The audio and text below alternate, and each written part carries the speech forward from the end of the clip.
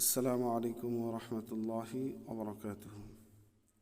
সম্মানিত ভাই ও বোনেরা, আলহামদুলিল্লাহ ইতিপূর্বে আমরা অনেকগুলো ক্লাস করেছি। আজকে আমরা দেখব ইদগামের হরফ।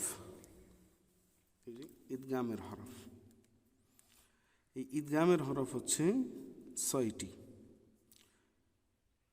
ইয়া, ওয়াও, মিম, নুন, র, লাম।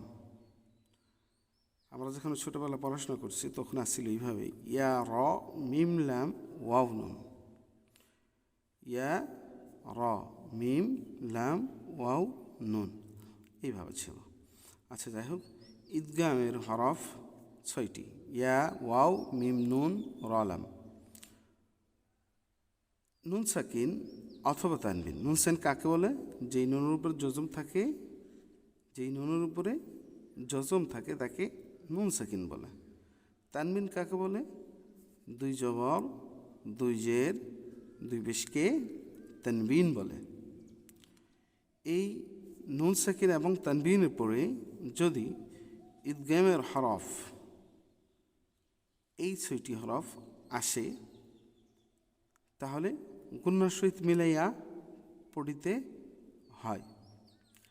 আবার ঈদগাম হচ্ছে ২ প্রকার, ঈদগামে বাগুন্না, ঈদগামে বেলাগুন্না। ঈদগামে বাগুন্না হরফ হলো এই ৪টি, ইয়া, ওয়াও, মিম, নুন।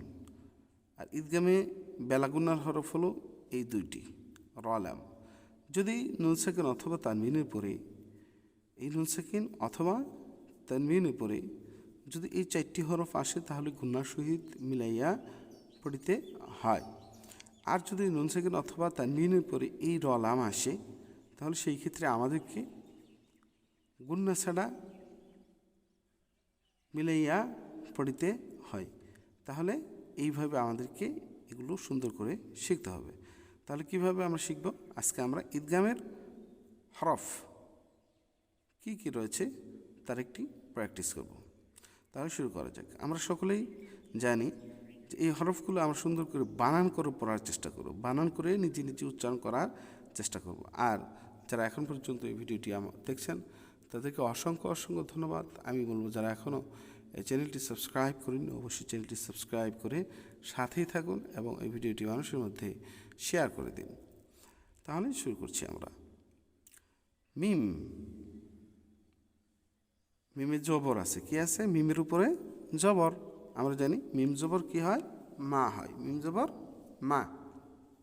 কিন্তু নুনে জজম ইয়া তাসদিদ, নুনে জজম ইয়া তাসদিদ। এই জজমের চাইতে ইয়ার দাম, ইয়া তাসদিদের দাম বেশি। এই জন্য আমরা এই নুনের জজমটাকে বাদ দেব, অর্থাৎ এটা লেখার ক্ষেত্রে আসে, বাটিটা পড়ার ক্ষেত্রে আমাদের এখানে ব্যবহার হবে না।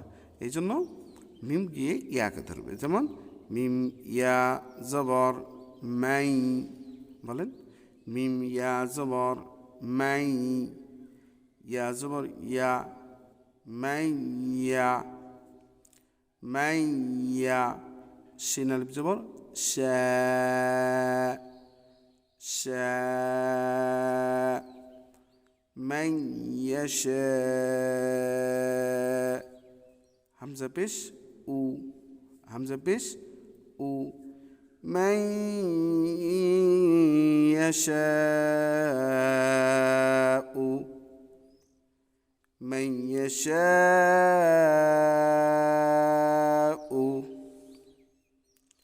মিম ওয়াও জের মিউ, মিউ। ঈদগামে বাগুন্না, মিউ। ওয়াও আলিফ জবর ওয়া,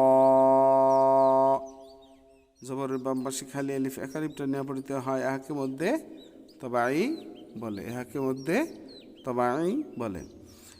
মিউ ওয়া, লাম দুজের লিন, মিউ ওয়ালিন, মিউ ওয়ালিন। মিম, মিম জের মিম, মিম জবর মা, মিম,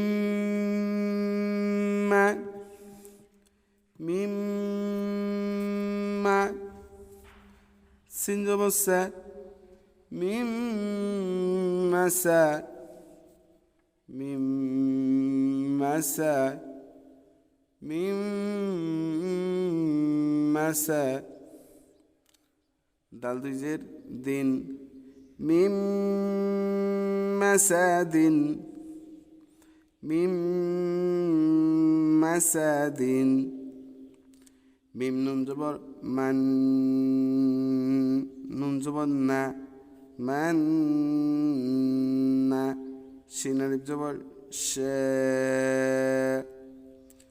মান নাশা হামজা পেশ উ মান নাশা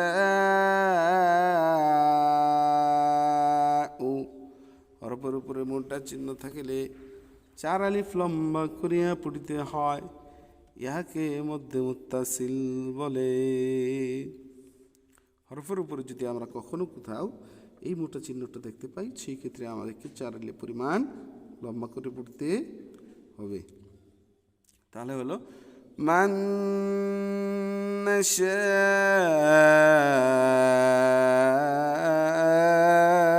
নাশাউ শিন রা জবর শার রয়া দুই জবর রয়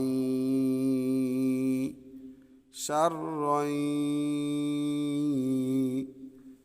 শার রয় ইয়া জবর ইয়া শার রয়